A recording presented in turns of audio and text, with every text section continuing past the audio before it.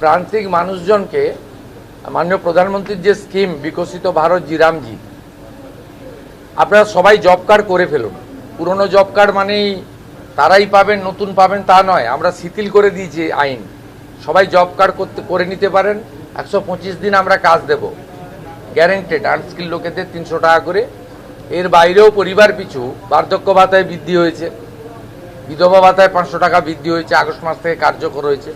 অন্নপূর্ণা যোজনায় অনেকে পেয়েছেন, অনেকে আন্ডার ভেরিফিকেশন চলছে। 30-8-এর মধ্যে যোগ্য মহিলারাও অন্নপূর্ণা যোজনাতে নথিভুক্ত হয়ে যাবেন।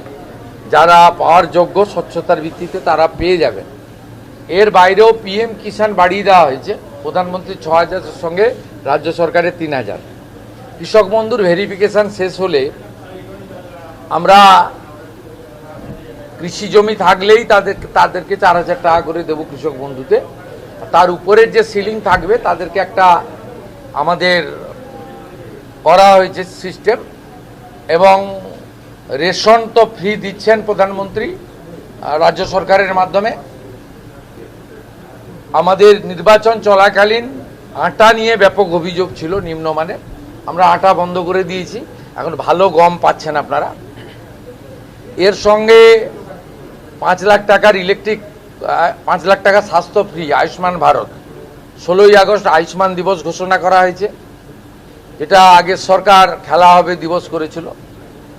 কারণ 1946-এর ওই দিন দ্য গ্রেট ক্যালকাটা কিলিং হয়েছিল সুরাবর্দির নেতৃত্বে, 10,000 হিন্দু খুন হয়েছিল।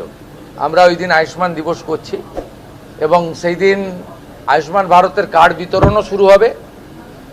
যারা আয়ুষ্মান ভারতের কার্ডে আসছে না, এমনিতে 70 ঊর্ধ্ব সবাই পেয়ে যাচ্ছেন, সেখানে কোনো নিয়ম নেই। সিনিয়র সিটিজেন সবাই পাচ্ছেন। এই রাজ্যে 40 লক্ষ সিনিয়র সিটিজেনকে আমরা কার্ড দিচ্ছি। যারা আয়ুষ্মান ভারতে আসছেন না তার জন্য রাজ্য সরকার নিজস্ব স্কিম ডিক্লেয়ার করেছে, মুখ্যমন্ত্রী স্বাস্থ্য বীমা যোজনা।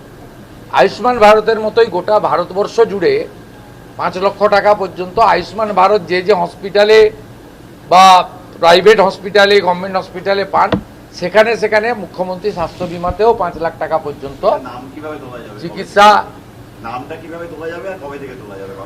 এমনি আয়ুষ্মানের পোর্টাল তো চলছে, স্বাস্থ্যসাথীর কার্ড থেকে রোল আউট হয়ে যাবে। যতক্ষণ না এটা কমপ্লিট হচ্ছে ততক্ষণ স্বাস্থ্যসাথীর কার্ড, স্বাস্থ্যসাথী ভ্যালিড থাকবে, মানে একটাতে গেলে আর একটা বন্ধ হবে। কোনো মানুষের, সাধারণ মানুষের অসুবিধা হবে না। তাই আমি বলবো এটা উন্নয়নের অমৃতকাল। এই অমৃতকালে পরিযায়ী শ্রমিকরা ফিরতে শুরু করুন ধীরে ধীরে।